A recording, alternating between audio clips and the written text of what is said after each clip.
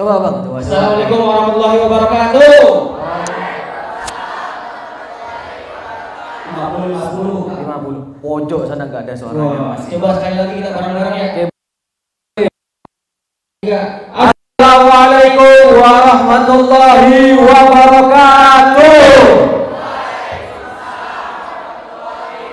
Itu sosis tuh sampai hancur tuh air. Udah nggak lanjut. Udah pada semangat ini ya, udah pada semangat bagus ya. Kalian tetap harus semangat sampai acara terakhir nanti ya. Kira-kira udah pada makan atau belum? Oh belum kok katanya. Ya Allah. Belumnya menghayati. Kita juga ya. Iya sih. Iya. Tapi harus tetap semangat ya teman-teman. Ingat tadi yang dibilang sama MC di akhir nanti bakalan ada door prize aja ingat. Door prize ingat mereka. Materi jangan lupa dicatat nanti ya biar kalian tuh bisa jawab pertanyaannya nanti gitu. Iya. Sebelum kita tanya dulu Kak, ini pada sehat apa enggak ini? Boleh doang. Kira-kira pada sehat apa enggak? Alhamdulillah. Seharusnya kalau misalkan sehat mah seharusnya semangat mengikuti acara ini. Betul, ya, betul. Katanya sehat ya walaupun katanya tadi ada belum makan katanya. Katanya ya, kan nanti insya Allah dikasih makan ya. Insya Allah. Oke. Iya. Biar nggak panjang-panjang kita langsung panggil aja kali ini ke materi. Siap. Siapa juga materi kita ini? Siapa yuk? Ada yang tahu nggak siapa materinya? Yang tahu siapa? Gak dapat door prize lo gak jawab. Yeah. Ayo, yang tahu siapa coba? Ayo. Tuh ada yang angkat tangan Kak. Angkat tangan kalau cuma gini Yeah. nggak kelihatan. Angkat tangan tuh gini, bukan gini ya. Kakak aja udah yang manggil. Ya udah. Iya, oke. Oke, jadi teman-teman semua ini Ustaz izin ya Ustaz. Izin. Jadi teman-teman semua sebelum Ustaznya maju, aku bakal perkenalkan nih siapa sih pematerinya. Itu kan kalau gambarnya udah kelihatan kan, pematerinya juga udah ada. Tapi mungkin dari kalian beberapa ada yang belum tahu nih siapa sih sebenarnya pematerinya gitu kan. Nah, di sini aku bakalan spill sedikit-sedikit untuk kalian. Jadi pemateri kita untuk hari ini itu beliau adalah Al-Mukarram Ustadz Eri Prasetya, SSI. Beliau itu adalah founder komunitas penghafal Al-Quran. Foundernya, Masya Allah. Kemudian Utsman bin Affan Cikarang. Keren banget sih. Lalu beliau itu juga termasuk pengasuh Pondok Pesantren Tahfidzul Quran Putra Utsman bin Affan Cikarang. Pondok Tahfiz. Pengasuhnya Masya Allah. Masya Allah. Jadi kalau kalian ada yang pengen konsultasi ataupun pengen program tahfidznya beliau, nah boleh itu siapa tahu kontak di bawah ini gitu. Gak ada ya. Ya udah, langsung aja kali Kak panggil Kak. Bentar, masih ada satu lagi, ya. Beliau ini lulusan dari mana sih Kak? Nah ini, ini dia. Mungkin kalian juga bakalan, wah kok bisa? Nah, gitu. Kaget juga. Ya. Beliau itu ternyata lulusan fakultas FMIPA. Gaya bener kayak kuning ya. Kalau kita mah jaket biru. Iya, gedung kembar. Nah, itu sih pematerinya pasti banget. Pasti juga materinya bakalan kece nanti di barang. Kita langsung panggil aja kali. Oke. Baik kepada Ustadz Eri Prasetya SSI bisa dimohon maju ke podium. Shallu ala Muhammad. Kurang semangat. Shallu ala Nabi Muhammad. Door prize ingat. Assalamualaikum. Waalaikumsalam.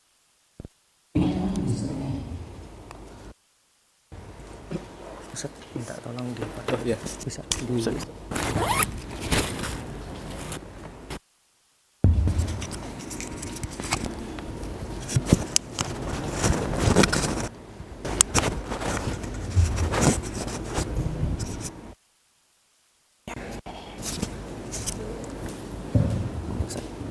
Waalaikumsalam.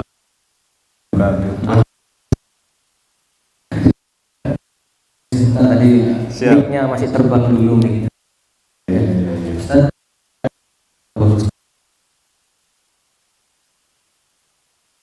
Baik, alhamdulillah. Baik. Sehat. Karena kan temanya milenial, Ustaz. Ya, benar. Undangan-undangan juga pesertanya milenial. Kayaknya kan ke bawah hawa melihatnya juga gitu. Iya, betul. Hafal. Ya, Rumah dari sini jauh apa enggak tuh? dekat. Dekat. Saya di Asri ya. Ada yang di Asri nggak? Ayo Di teman-teman. Asri ada? Ada yang di Asri nggak? Oh, nggak ada ya. Oh nggak ada. Ya semoga perjalanan dari rumah ke sini dihitung pahala tuh. Amin. Kalau mau dihitung saldo dana kosong saldo dana.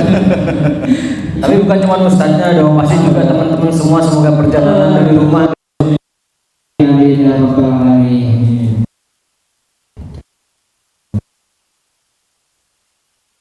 Apa ini ya?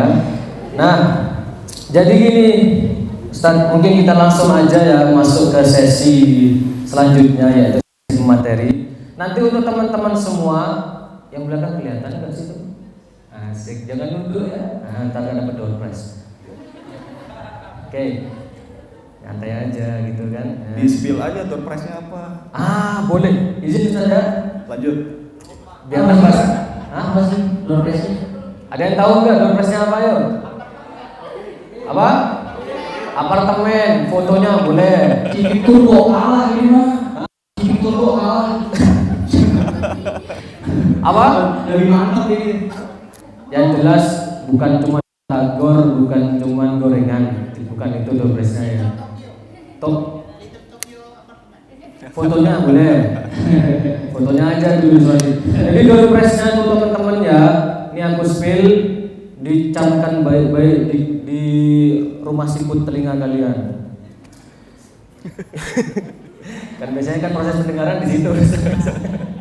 Nah, door prize-nya itu yang pertama. Yang pertama nanti bakalan ada alat-alat sih, barang-barang produk-produk halal dari ustadznya. Produk ustadz sendiri Ustaz?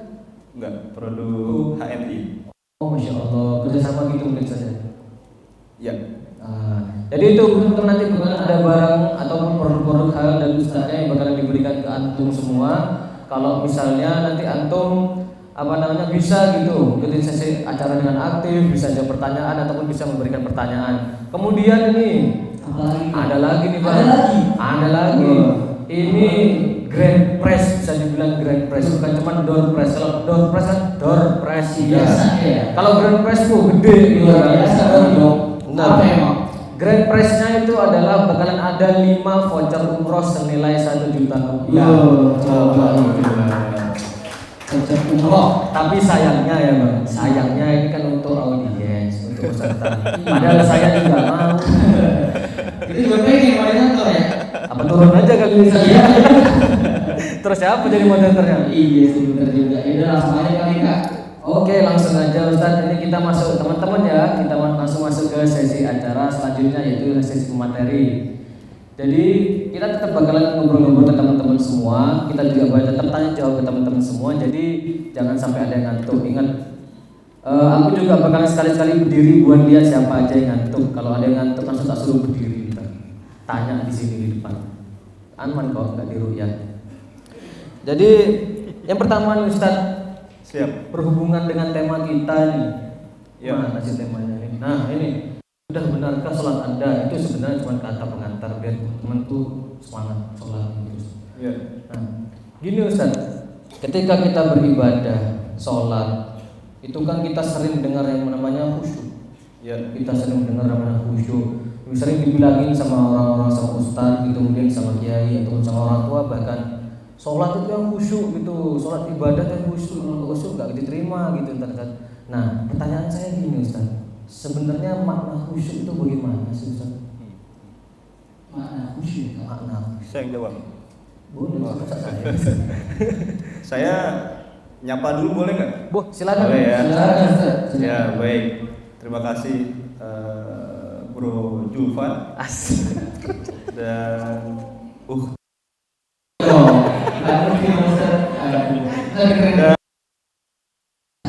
Tinggal tambah ciput sama jadi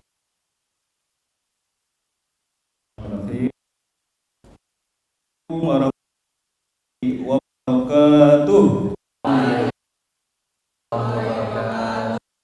Saya nyapa uktinya dulu boleh?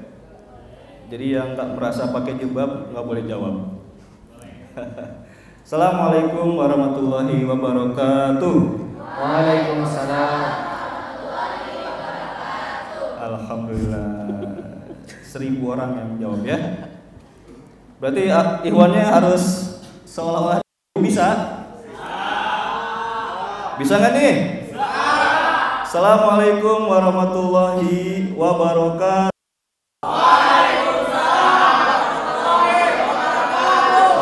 Tepuk tangan buat kita semua ya. Ya, baik. Alhamdulillah. Alhamdulillahi haqqa hamdi. Alhamdulillahi hamdan katsiran thayyiban mubarakan fi. Nahmaduhu wa nasta'inuhu wa nastaghfiruhu wa nastahdi wa natubu ilaih. Allahumma sholli wa sallim ala nabiyyina Muhammadin wa ala alihi thayyibin wa ashabihi al-ahyain wa man tabi'ahum bi ihsanin ila yaumiddin wa ba'di.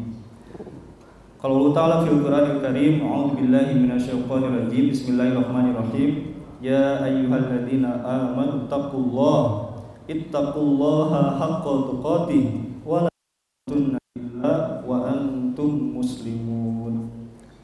Wa qala Rasulullah Muhammad sallallahu alaihi wasallam, inna fil Allah idza salahal jasadu kullu wa idza fasadal jasadu kullu ala qaul. Shadaqallahul adzim wa shadaqal rasulul karim. Baik, bersyukur pada Allah, bersalawat pada Rasulullah Muhammad sallallahu alaihi wasallam.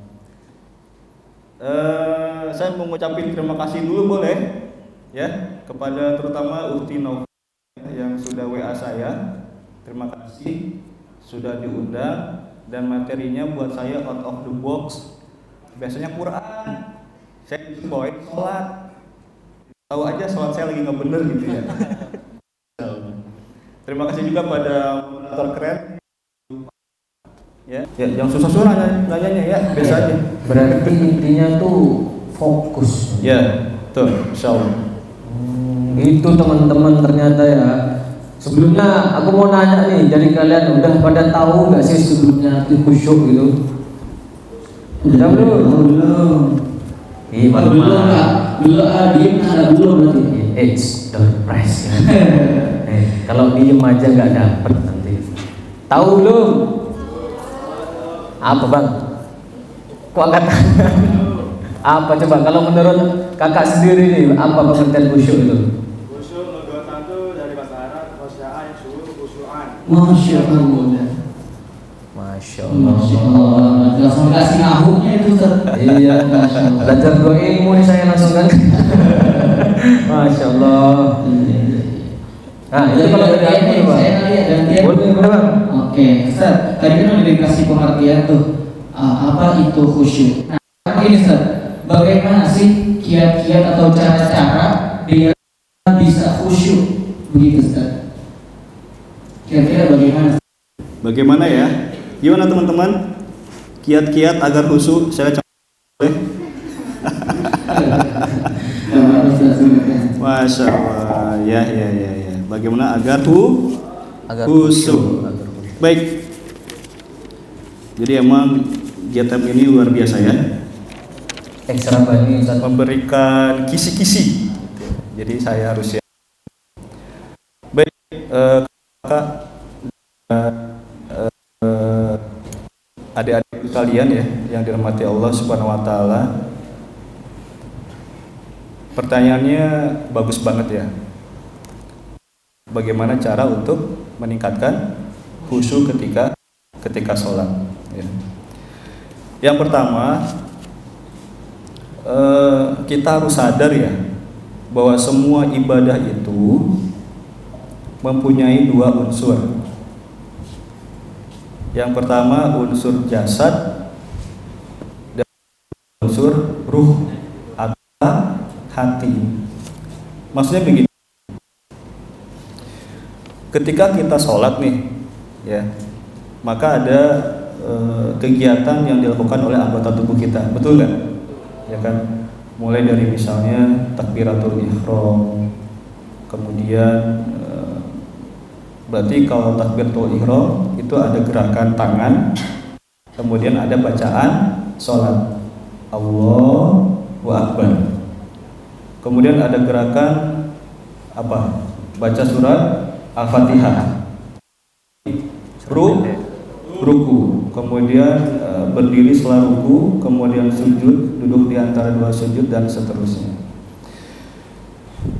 Nah, bagaimana agar gerakan-gerakan ini bisa khusyuk gitu?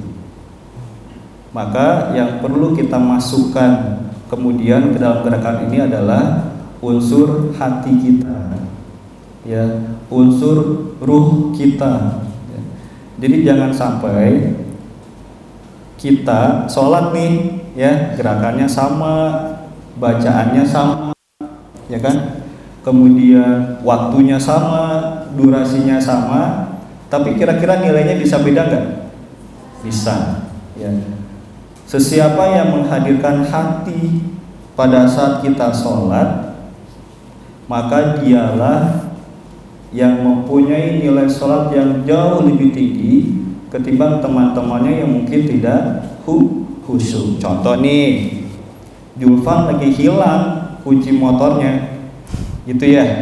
Ketemunya pas sholat, gitu ya. Julfan khusyuk nggak tuh? Ya, karena antum mencari-cari kunci di sholat.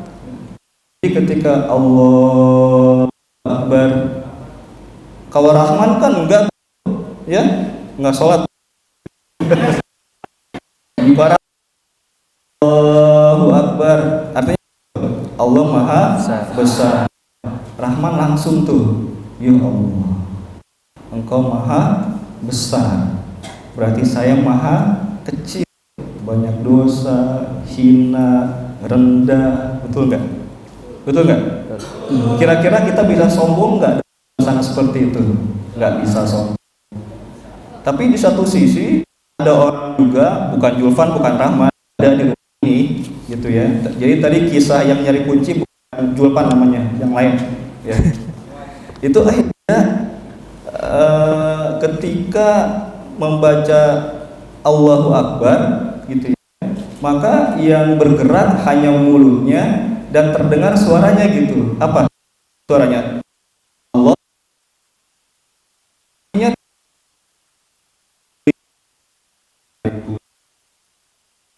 Mungkin tadi ujian ternyata itu gitu. Agar kita suka hadirkan pada saat kita sholat. Harus, kalau enggak bagaikan yang jalan. Itu apa sih? Gerakan ada, tapi dia mayat. Ruhnya sudah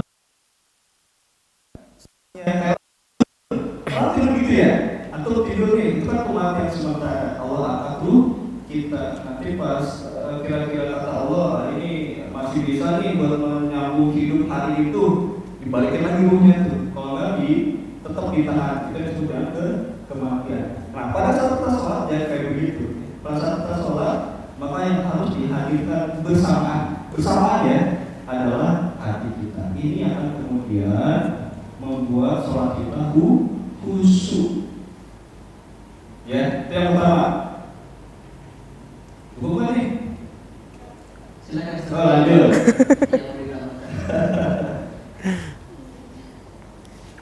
Sama, misalnya saya tambahin dikit ya. Tadi kan gerakan takbir. Kemudian saat kita sujud, ya kemudian sama itu. Sujud itu Bapak Ibu maaf nih, bagian belakang kita lebih bawah atau lebih atas dari kepala kita? Lebih atas, ya kan? Kepala yang posisinya sangat mulia, antum kalau dikeplak tangan marah? Biasa aja. Biasa aja. Antum dikelilinkin, Geli. tapi kalau kepala antum marah. Itu salah satu representasi bahwa kepala kita posisinya mulia. Tapi pada saat sujud nih, baca apa? Subhana rabbiyal a'la wa bihamdihi. Nah, kalau antum kalau sedang baca itu Subhana rabbiyal a'la wa bihamdihi tanpa memahami maksudnya, bahwa sesungguhnya gerakan-gerakan yang menghinakan diri kita di hadapan Allah Subhanahu wa taala, hanya Allah berhak untuk sombong, gitu ya.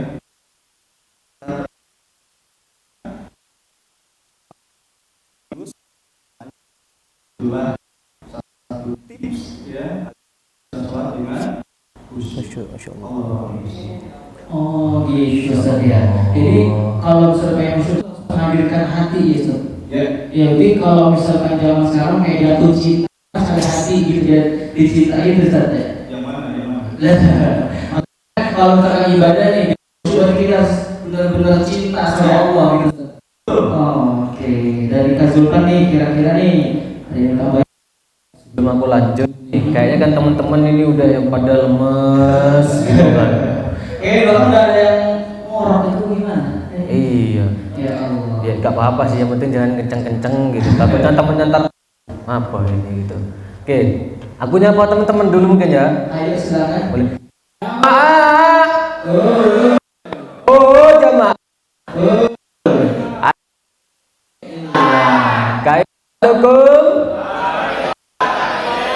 Sabahul khair. Mantap. Gitu kan enak dengernya gitu. Yang tadi dilupakan ya, yang assalamualaikum gitu, yang gitu. Saya tuh orangnya tegas aslinya. Gak bercanda. Nah, gini Ustaz, kita kan sudah khusyuk. Kemudian tadi bagaimana cara kita meningkatkan khusyuk kita ketika ibadah. Pertanyaan gini Ustaz, kan saya pernah dibilangin sama Ustaz saya dulu ketika masih SMA di pondok, itu dibilangin kalau seorang imam Ustaz, kalau imam sholat itu batinnya sudah mantap, sudah bisa khusyuk untuk ibadah, untuk memimpin jamaahnya untuk sholat, itu nanti semua makmumnya pasti bakal di setiap ucapan surat yang dikeluarkan Ustaz. Nah, pertanyaan saya gini Ustaz, kadangkala kan mungkin ini juga termasuk saya dan mungkin teman-teman juga yang bakal ngerasakannya. Ketika kita jadi seorang imam, kita ingin memperindah bacaan Ustaz, ingin memperindah bacaan, terus juga ingin membaca surat yang sekiranya lebih panjang. Kan biasanya kalau teman-teman semua kan biar cepet nih, masakan udah mateng, biar cepet ya Al Kausar sama Al Ikhlas gitu kan, kelar gitu. Iya.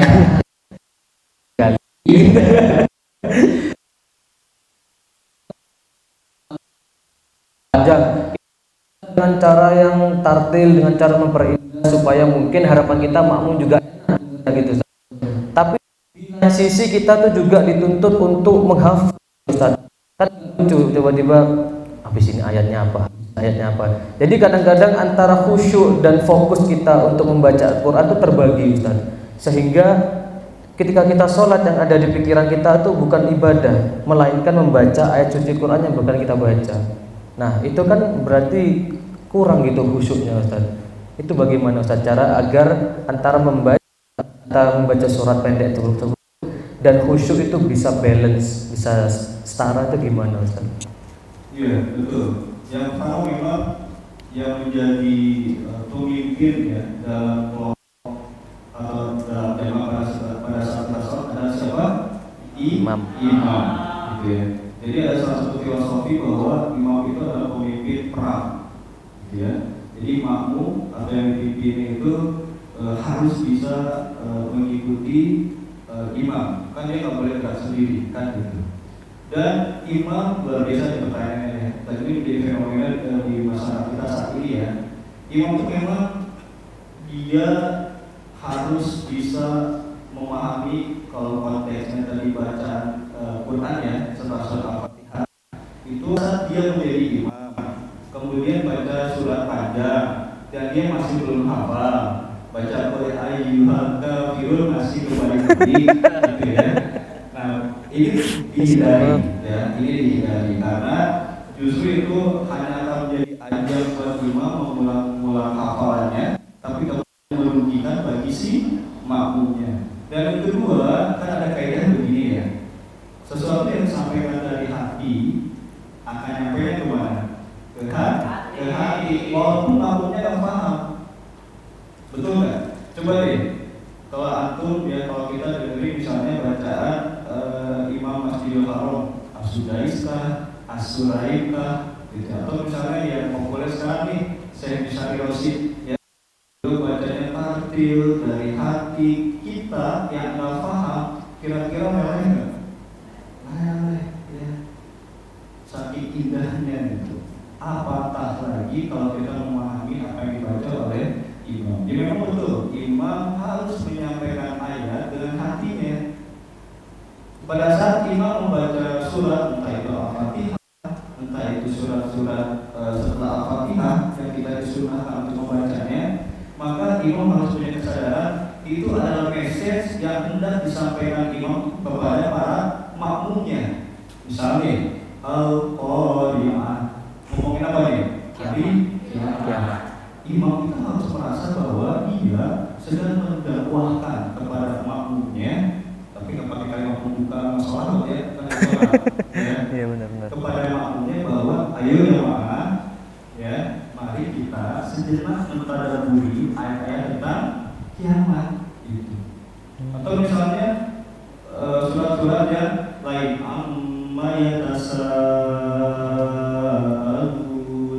anin nabail azim. Ini ayat kiamat, dia sadar yang dia baca, dia ada sadar, dia meyakini apa yang dibaca dengan hatinya, maka insya Allah akan nyampe kepada makmumnya.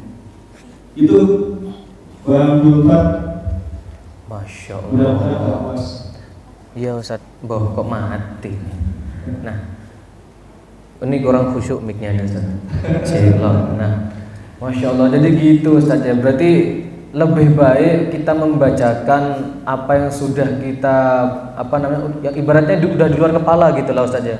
Ya, betul. Daripada kita nyoba-nyoba, bukannya nggak boleh nyoba-nyoba, cuman alangkah lebih baiknya kita baca benar-benar sudah mantap gitu Ustaz. Masya Allah, itu ya buat calon-calon imam besok ya, didengarkan itu ya. Saya juga ya. Calon imam juga. Ya. Akan dong. Ya. Iya. Imam masjid udah. Imam keluarga. Coming soon. Amin. Coming soon, nanti ditunggu aja cek. Ya, ditunggu aja undangannya. Apa? Kok nanya umur di kenapa Ustaz? Amin sudah dikatakan. Ustaz masih 15 tahun. Nah, itu Ustaz, jadi seperti itu. Karena juga kadang-kala pun saya juga merasakan seperti itu Ustaz. Kadang-kala juga saya teringat kenapa saya harus memaksakan surat yang panjang gitu. Nanti dampaknya bakal nggak masuk ke hati gitu Ustaz. Nah ini juga bisa jadi masukan buat saya, mungkin juga buat teman-teman yang bakalan jadi imam nanti ke depannya. Jadi seperti itu ya teman-teman. Jadi dimantapkan aja dulu bacaannya gitu. Cek satu. Masya Allah sound systemnya. Cek. Nah kemudian Ustadz, mengenai tadi tentang sholat, masih tentang sholat, membaca surat di sholat Ustadz. Kadang saya tuh pernah gini Ustadz, di suatu daerah, ini mendekati Ramadan kan, pasti ntar malamnya taraweh. Nah, tahu kan kalian mesti maksud saya gimana? Maksudku tahu kan. Jadi taraweh di sebuah tempat, memang tempatnya agak ke dalam gitu Ustaz, ya kayak di kampung gitu. Itu bacanya itu Masya Allah Ustaz, 4G kalah Ustaz. Saya baru Masya Allah. Jadi saya baru takbiratul ihram itu, beliau udah amin gitu Ustaz. Baca itu Allahu Akbar, amin. Jadi yang jelasnya sih cuman walat dolin amin gitunya aja Ustaz. Nah itu saya mikirnya letak khusyuknya di mana gitu. Saya malah tambah pengen ketawa kayak gitu Ustaz. Ya Allah, saya baru baca Al-Fatihah bismillahirrahmanirrahim, alhamdulillah udah rukuk gitu Ustaz. Nah, itu penilaiannya gimana Ustaz? Padahal kan beliau juga sebagai imam yang makmumnya gitu Ustaz ketika sholat. Nah, itu bagaimana tanggapan dari Ustaz? Iya betul. Jadi memang seperti itu sangat dihindari, karena salah satu cara untuk mendapatkan sholat yang khusyuk adalah kita harus meresapi ya makna yang terkandung di dalamnya. Kemudian masing-masing Al-Fatihah misalnya ya. Perbedaan dari satu ayat ke ayat itu sangat dianjurkan ya, untuk bisa diam sejenak. Kenapa? Karena saya baca ya, di dalam hadis qudsi ya, ketika kita membaca surat Al-Fatihah, maka di situ ada dialog sebetulnya, betul nggak? ya antara orang yang sholat dengan Allah Subhanahu wa Ta'ala. Jadi kalau kayak tadi dia pernah kayak antum tuh ya, Allah apa kita baru kita baru takbiratul dia sudah amin. Kita baru selesai dia sudah ruku. Ya. Walaupun sebetulnya makmum ikut imam aja, tapi nggak sebegitunya juga kan itu ya. Kita hanya dapat capeknya, tidak dapat tadabbur dari apa yang dibaca oleh imam. Baik, Ibu Fila Rahimani Rahimahullah, ini saya sampaikan ya, di dalam hadis qudsi. Allah berfirman, aku membagi sholat Al-Fatihah antara aku, ini maksudnya Allah ya, dengan hambaku menjadi dua bagian. Berapa bagian? Dua bagian.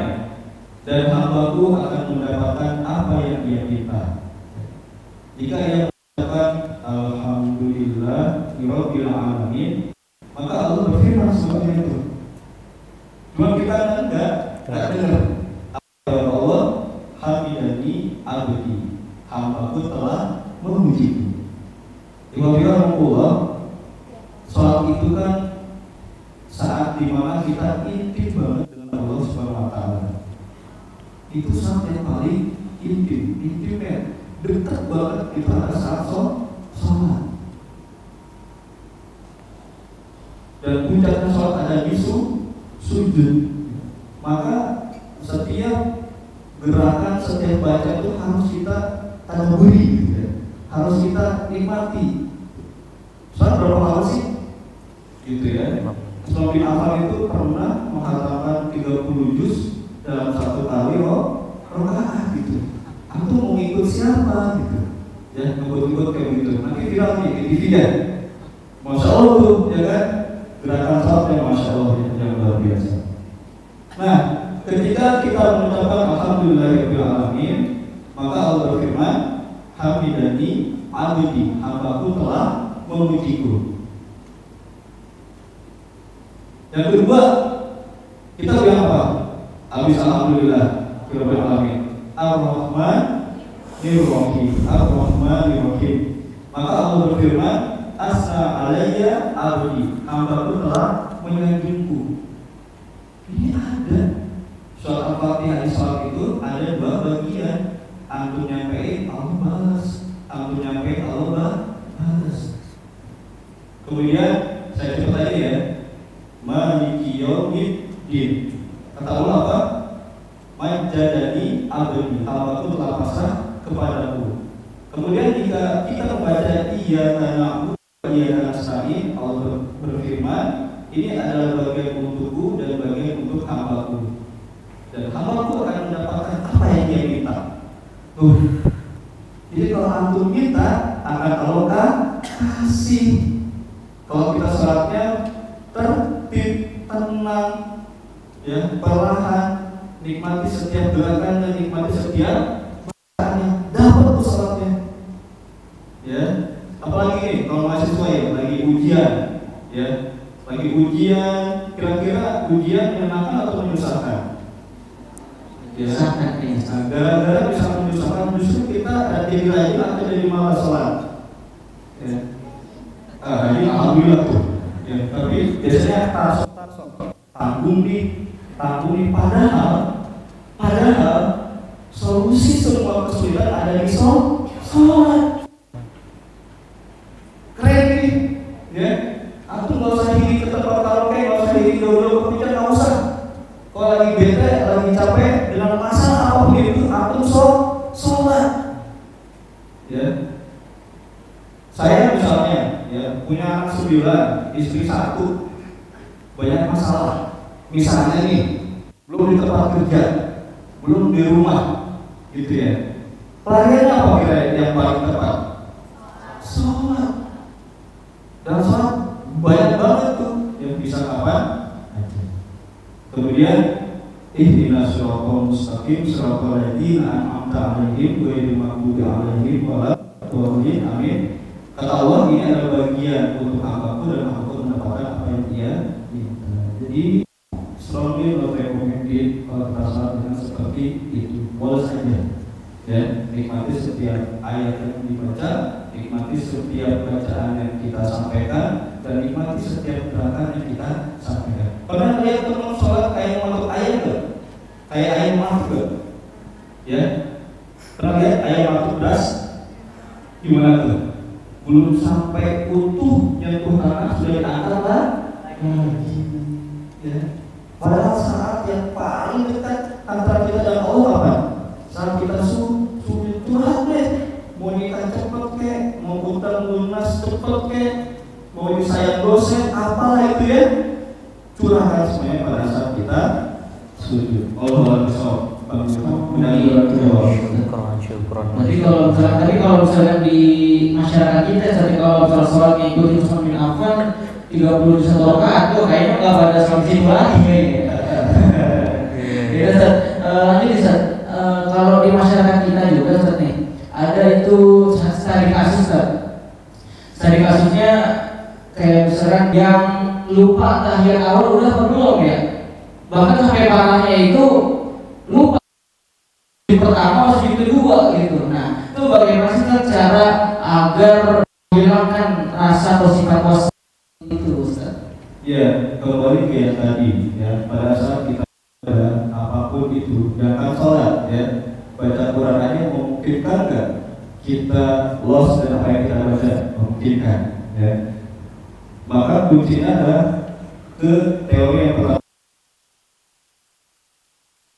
bahwa pada saat kita sholat bawa hati kita, pada saat kita bawa hati kita yang tadi khawatir, cemas,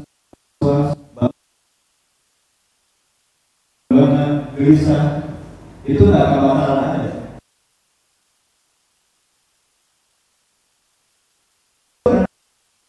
Hati kita nggak kita bawa gitu, ya.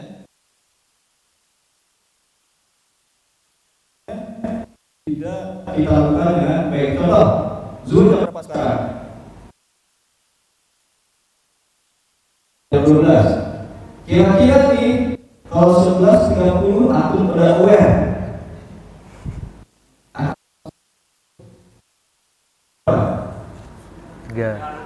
Sama kemarin ya. Antum baru mau zuhur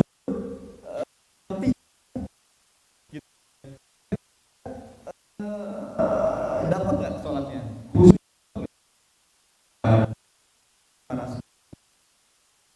Depresinya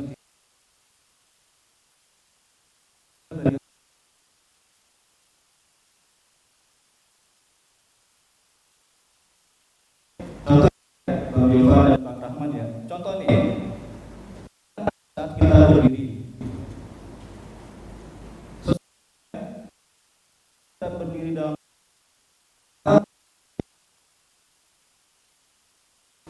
kita Allah. Yang pertama, berdiri di hadapan sholat.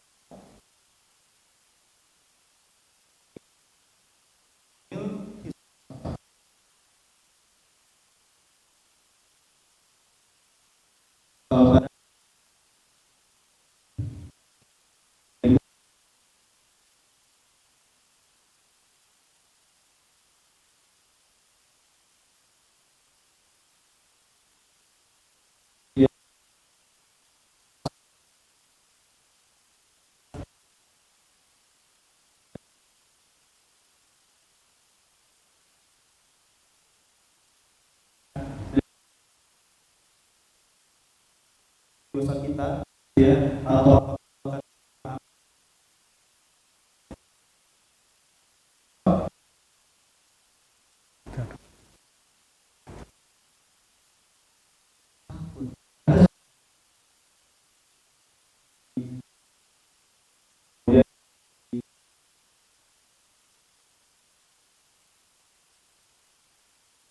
yang dulu muka dia berubah, qabla wudu dan pada wudu. Setelah dia wudu,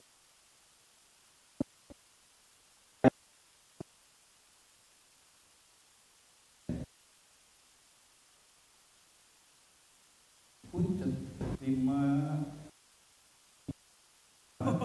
paling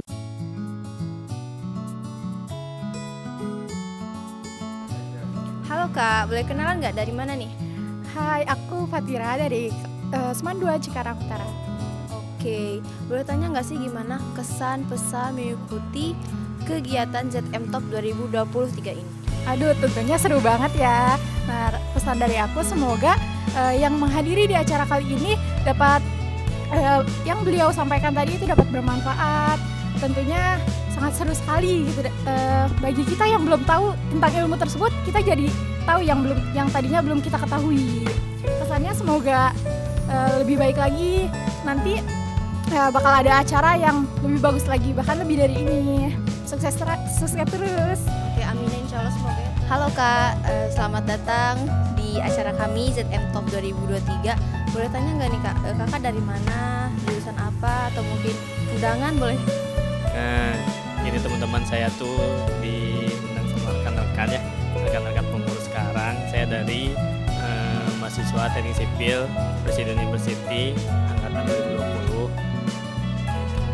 Oke, kalau boleh tanya nih Kak, kesan-pesan mengikuti acara kami yang sekarang tentunya pasti berbeda nih sama tahun kemarin nih Kak. Boleh nggak gimana sharing-sharing gitu Kak?